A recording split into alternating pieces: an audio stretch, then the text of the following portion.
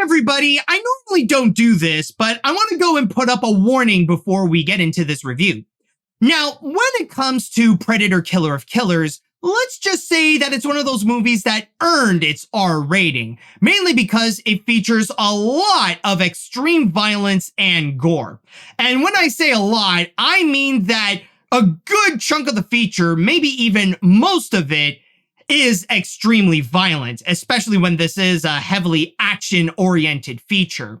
So from there, it pretty much makes it impossible for me to not include a violent scene in my review.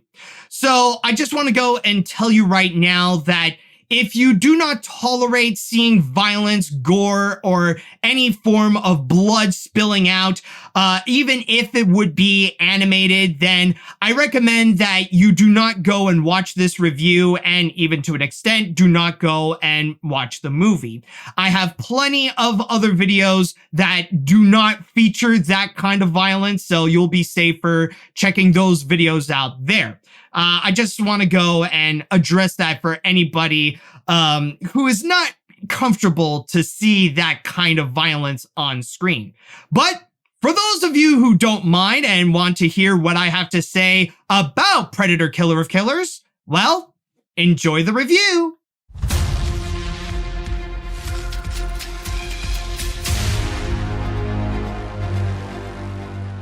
Predator Killer of Killers. Out of all the animated films that came out in 2025, both in theaters and streaming, I did not expect that one of them would be from the Predator. I don't know, they don't seem to come across as cartoon folk.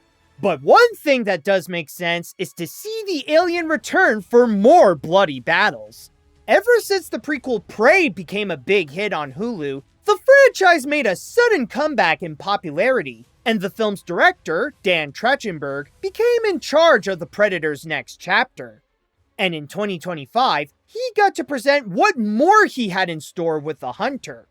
Not only with this animated spin-off, but also with a movie for the big screen called Predator Badlands, which is meant to greatly expand the Predator universe by highlighting where they come from and be seen as the hero of the story instead of the villain, since Badlands' protagonist is a kid predator. Wait, I should rephrase that. But before the young deck gets to prove themselves, we have the animated appetizer that showcases the Predator's violent visits on Earth. Now, before I get into Killer of Killers, I'll state now that I was never a major fan of the franchise. I remember watching the original and Alien vs. Predator, and they could be fun in their own right, but they just never left a big impact on me. Nothing against them, of course, but they were never my thing. However, I did check out Prey in preparation for this review, and I'll admit that it was a great experience. It's like if you combine Predator with Assassin's Creed and mix it with a story from a modern Disney princess movie.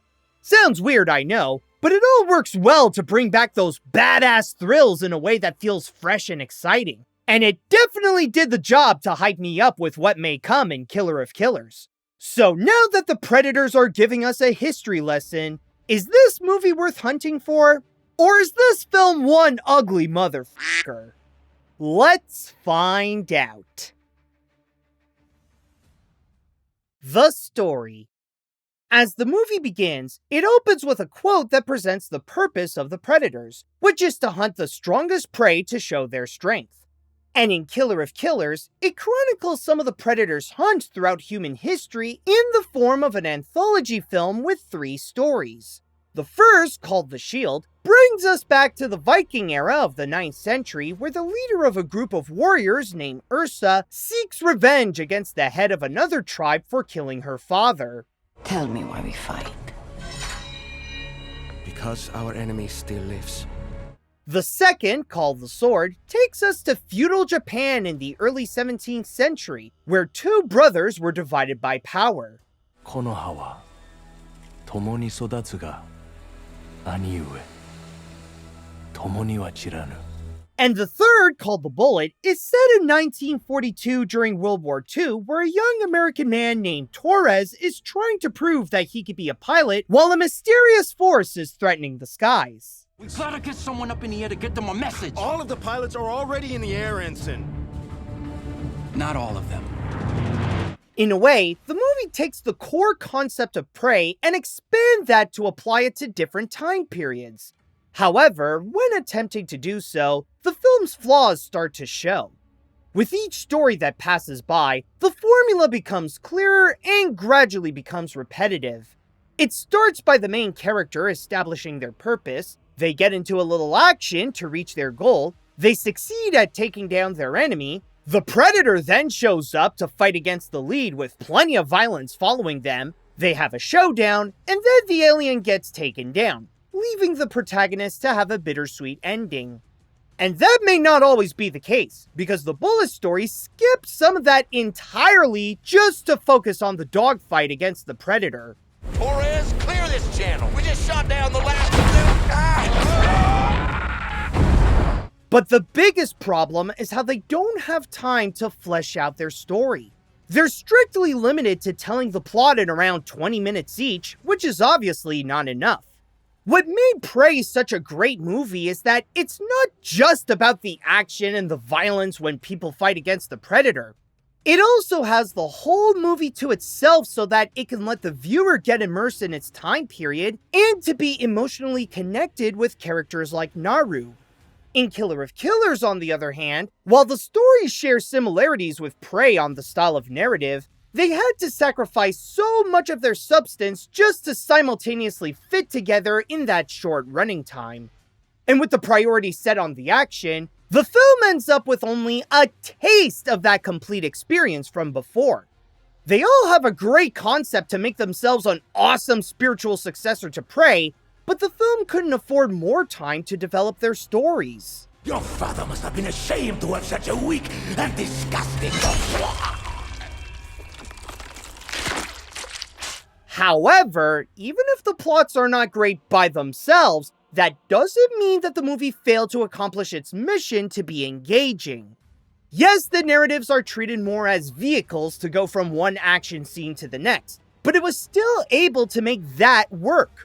I'll go more into details about this later, but the fights are so engaging and creatively built that they provide exactly what people look for in these types of movies. Awesome heroes fighting against a strong-looking alien and a nasty amount of violence and gore.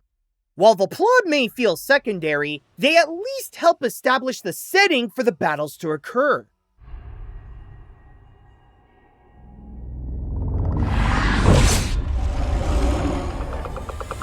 And after the three tales are told, the film concludes with a bonus fourth story where all three protagonists come together on the Predator's home planet in a big climactic battle involving their warlord. Each will receive a weapon of their tribe. I know that sounds weird at first, and I won't spoil too much with what happened, but it does very well to explain how this scenario can be possible, and gives what the feature needed at the last minute by developing some new layers of world building in the Predator universe, and spend more time with the main characters as we see more depth to their personalities when put into this unique challenge. Okay, the language is clearly a problem. I'll admit that the story is not the film's strongest suit, and in a way, it's kind of aware of that. They're mostly recycled versions of Prey, but from different eras that have to be told quickly to all fit in a running time of less than 80 minutes without the credits. However, even with that, it doesn't change that it could get engaging easily, and the final chapter does tie this all together to deliver an epic finale. It did do great with the stories, but it knows how to deliver what its audience wants. The animation. I might as well state the obvious here. The animation was heavily influenced by the Spider-Verse style. As a more action-oriented feature, it wants to emulate the style that captivated audiences with Into the Spider-Verse, Puss in Boots: The Last Wish, and Mutant Mayhem in the hopes that it could be as epic as them. But this is not regarding how much does it copy those films. It's about how well it makes the style its own thing. And I'll say now that Killer of Killers knows how to make its visuals work well in its own way. Okay, I know that technically the goal of the animators is to make it look like concept art coming to life. and wanted to do an animated Predator movie that was rooted in that hand-painted art, but had a live-action flair to it. And so that was really the origin of making an animated film. If we make it look like moving concept art. But still, it doesn't hide that the Predator also wants to jump into the trend when the parallels are unavoidable to make it feel like a living comic book. The designs lean closer to realism so that it could still connect itself to the other movies of the franchise, the frame rate on the characters' movements is noticeably lower, and the textures emulate the look that this was all painted to give the scenes the feeling that they were handcrafted. It may not be the first to do something like that, but it mostly succeeds in achieving its own goals with the visuals. However, the one criticism that I give to it is that there are times when the textures could have used a bit more work, especially when depicting hair. Yes, I understand there needs to be consistency to make it all look hand-painted, and for the most part, it's not much of an issue, especially when most of the characters' hair are either short enough so that they don't move, or they wear a helmet or a hat to cover it. But it's during the S.H.I.E.L.D. story when the style feels a bit off with the flowing hair and the long beards. It's like the way they all move together throws off the image and brings the visuals back to looking like a game from the early 2000s. Ever wondered what 2018's God of War would look like on the PS2? No, that's not what I mean! Little boy, you and I will meet in the darkness, and I will hunt you. Okay, I'll admit that can be put into the nitpicking category, but honestly, that's the most I could say to criticize the animation. It may not be perfect, but the visuals still look fantastic, even if it means to be a Hulu exclusive. And as I said before, the movie's main priority is the action. And this is where the animation puts all of its energy on to make them as exciting as possible. Each scene really makes the most out of its time period and environment to conduct these epic battles, rather it be with the characters fighting against their foes or when facing the Predator. While the alien gets to hunt on rooftops, in the skies of their ship, or literally on ice, we also get to watch Vikings take down a horde of warriors, and a ninja fight through guards to face his samurai brother, sometimes all in one long shot.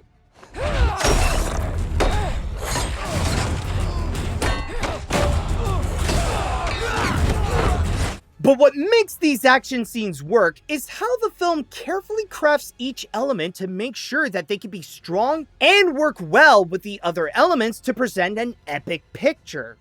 The cinematography is great to show each shot as effectively when the characters are delivering the blows or put themselves in major risk. The choreography keeps the intensity high to show how each battle is a matter of life and death. And the effects still keep all this within the movie style to have that comic feel, like with the explosions that simplify its use of colors and its bold use of speed lines, and help make the Predator feel more technologically advanced than their opponents, like when they make themselves invisible.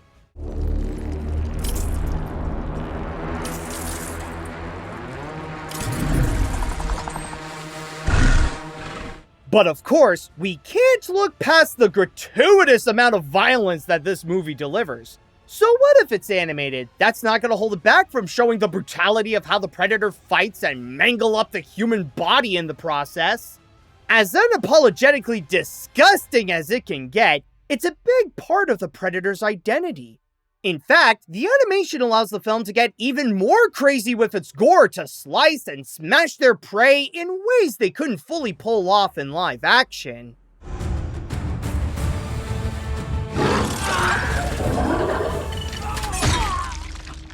Yes, the style may be a bit familiar, but that doesn't change how the animation works well in its own right. It's a natural fit for the Predator to achieve that comic book look and give more emphasis on the action and the violence. It's a tough task to figure out how to make a Predator movie animated without losing its edge, but Killer of Killers found a way to make that work. The characters. Because the action is the most important part of the picture, of course, the characters don't get much time to fully present themselves. In fact, since their segments are around 20 minutes each and most of them are reserved for the fights, there's very little time that the cast has to present their personalities. They end up coming out a bit flat, but it's not necessarily their fault. It's just part of the downside of wanting to be an anthology film. When it comes to the leads, they all share a similar trait to Naru from Prey. They each want to prove their worth, and the Predator is their ultimate test to see if they have what it takes with both their skills and what they're fighting for. Ursa in S.H.I.E.L.D. wants to avenge her father's death so that her family could no longer be harmed by the enemy tribe. Some call me Stonebringer, Shield Maiden, the Valkyrie of the Northern Seas. Kenji in Sword seeks to take down his brother after he valued power over their bond when they were kids.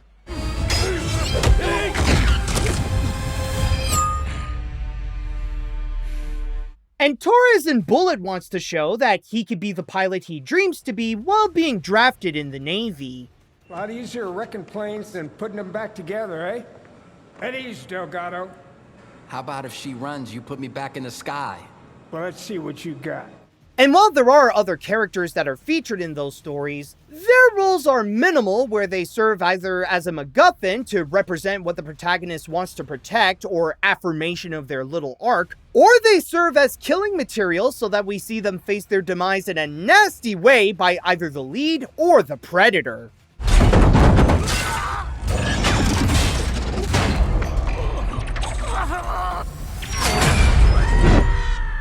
Speaking of which, there's not a lot to say about the Predators as characters.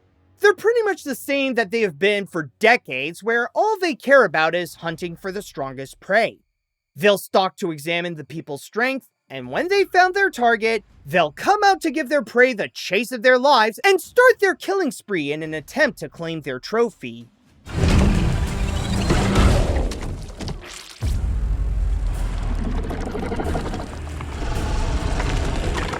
As it is a Predator movie, maybe it shouldn't be a surprise that it's more about the exhilarating hunts than the psychology of the ones who are being hunted. Then again, if there is a saving grace for these characters, it's that exhilaration. The action already does great to get the viewer engaged with the movie, and at that point, it allows the cast to have a moment to show their worth. Even with the little plot they provide, they can still make an impact with their contribution to the battles, or make their sacrifice feel meaningful. Depending on how much they mean to the main characters, they're not just for the cheap thrills to see how they die. They help change the rift of the battle.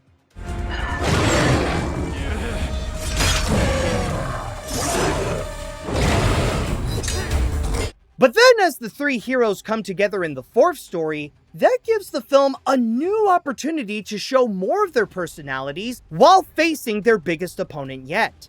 The challenge isn't just the fight itself, but also to break through the language barrier to know how to get out of this situation together instead of tearing each other apart. It helps to step out of the formula it kept on using prior and provide a fresh take on the characters that the film established, presenting how their roles in this universe are much bigger than their single encounter with the Predators.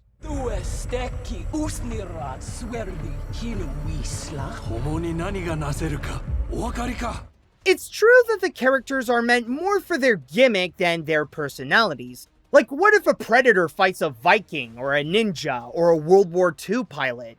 That and just to anticipate others to have their heads get destroyed, or how they come out in multiple pieces. But still, when they have the time to show who they are, they give the action more meaning, and the climax does give them a boost to give them a new swirling flavor to their fight for survival. They didn't have time to become the most memorable characters in the Predator universe, but they still have the capabilities to impress with their skills.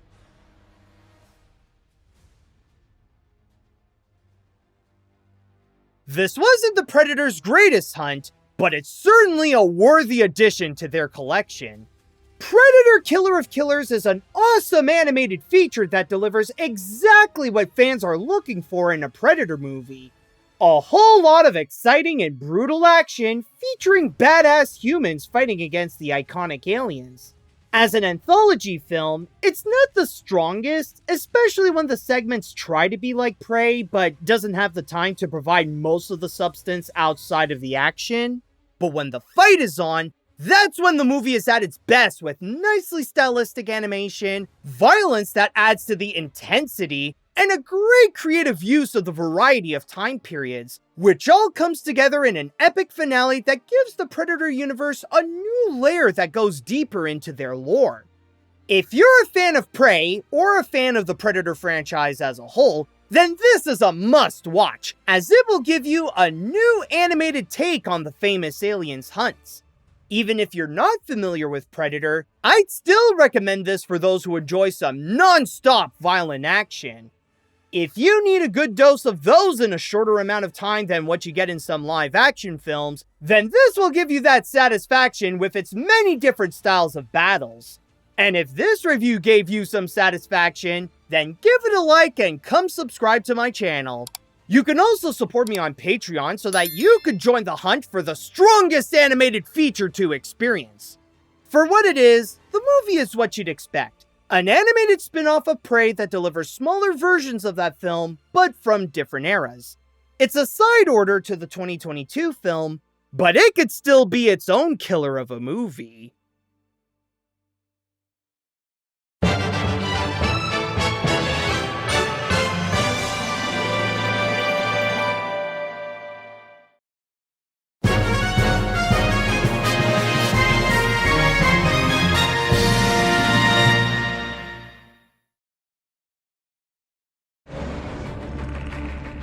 It's all snuff.